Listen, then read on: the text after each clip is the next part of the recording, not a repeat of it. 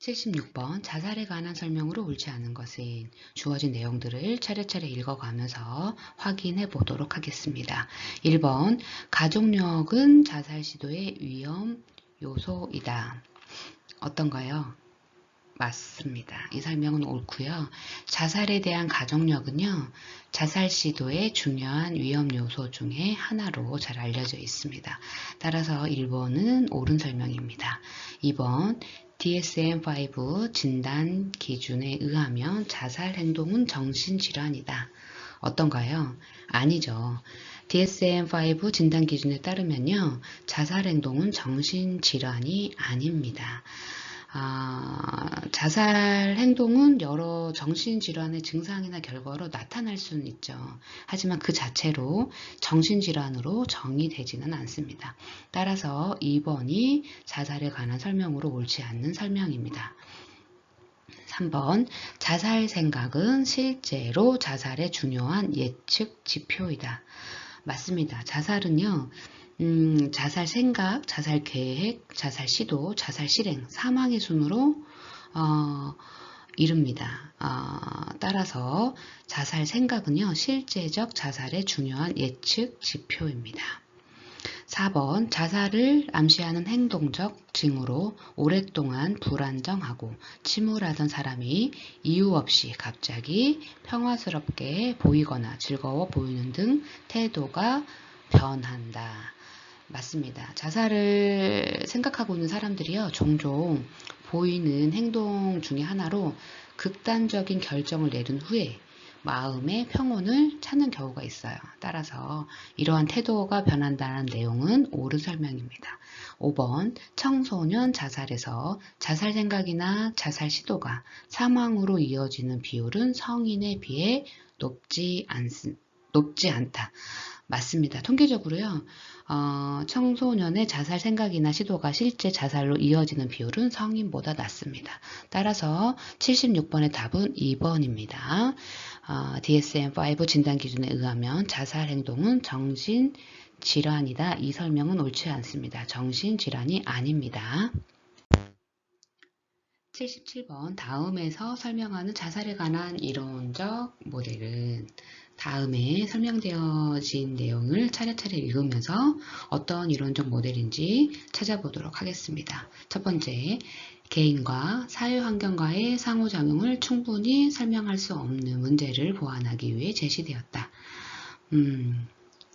단순히 개인의 심리적인 문제나 사회환경만으로 자살 위험을 설명하는데 한계가 있음을 인식한 거죠. 두 요인의 상호작용을 고려를 했고 이로 인해서 보다 포괄적으로 자살 위험을 설명하려 했습니다. 다음 단서 사람들이 가지고 있는 유전적, 사회심리적 요인과 개인이 속한 환경의 상호작용 경험이 원인이 된다.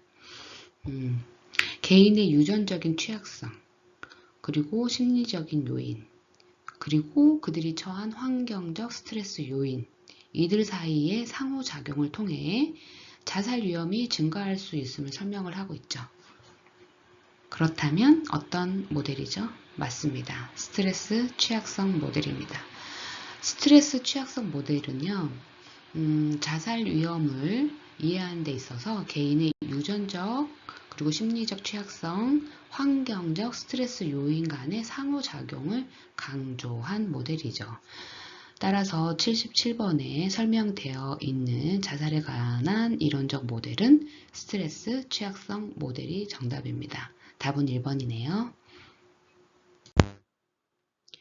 78번 청소년 위기에 관한 설명으로 옳지 않은 것은 답부터 얘기하면요. 3번입니다.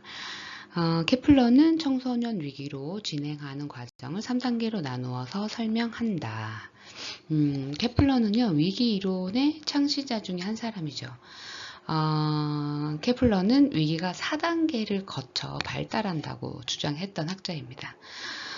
따라서 3단계로 나누어서 설명한다. 이 설명은 옳지 않은 거죠. 여기에 나와 있는 4단계의 내용으로는 첫 번째, 관계적 문제 해결 시도가 일상적인 대처 기제로 감당하기 어려워서 긴장이 고조되는 단계가 1단계고요. 2단계는 자극이 지속되며 불쾌감이 높아지고 문제에 대처할 수 없다고 느끼는 단계가 2단계, 3단계는 긴장이 증대되어 내적, 외적 자원을 동원하지만 문제를 재규정하거나 포기하는 단계, 4단계는 문제가 계속되고 해결되지 않으면 극도의 혼란 상태에 빠져 의뢰가 필요해지는 단계입니다. 따라서 4단계인데 3단계로 설명한 3번은 옳지 않는 설명입니다. 나머지는 다 옳은 설명이니까 한번 읽어보도록 하겠습니다. 1번, 청소년 위기의 위험을 높이는 선행 요인으로는 상황적 요인, 발달적 요인, 사회문화적 요인이 있다. 2번, 위기 청소년의 보호 요인 중 개인 요인은 정서 및 심리적 요인과 유능감 등이 있다. 4번, 위기 청소년의 주요 비행 원인 중 하나는 학업 중단이다. 5번, 청소년이 위기를 성공적으로 해결하면 청소년은 성장하고 성숙해진다. 따라서 78번 답은 3번이 되겠습니다. 3단계가 아니라 4단계입니다.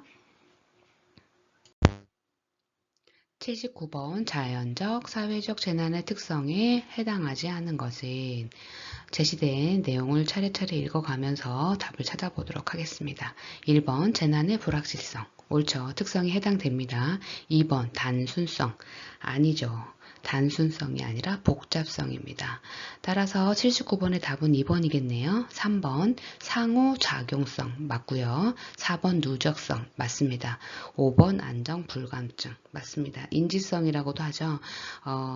위험에 대해 인지하는 정도의 차이 내용이니까 특성이 맞습니다. 따라서 79번의 답은 2번 단순성이 아니라 복잡성이므로 답은 2번이 되겠습니다. 80번 집단 따돌림에 관한 설명으로 옳지 않은 것은 주어진 선택지들을 차례차례 읽어가면서 옳지 않은 설명을 찾아보도록 하겠습니다. 1번 집단 따돌림은 주로 일회성 행동으로 나타난다. 아니죠. 집단 따돌림이 되기 위해서는 2명 이상의 타인에 의한 강압적이고 지속적인 일회성 행동이 아니라 지속적인 가해가 있어야 합니다. 따라서 1번은 집단 따돌림에 관한 설명으로 옳지 않습니다. 답은 되겠네요. 1번이 답입니다. 나머지는 집단 따돌림에 관한 설명으로 옳은 설명이니까 한번 읽어보도록 하겠습니다. 집단 따돌림은 적극적인 심리적 따돌림, 소극적인 심리적 따돌림, 물리적 따돌림의 세 가지로 구분할 수 있다. 옳습니다. 3번 2명 이상이 타인에게 힘의 불균형 상황에서 신체적, 심리적 폭력을 행사하는 것을 말한다. 옳습니다. 4번 집단 따돌림의 예시로 겁주는 행동, 빈정거림, 면박주기, 골탕 먹이기, 비웃기 등이 있다. 옳습니다. 5번 누군가에게 의도적으로 해를 가하기 위한 행동이다. 옳습니다. 따라서 80번의 답은 1번입니다. 일회성 행동이 아니라 지속적인 가해입니다.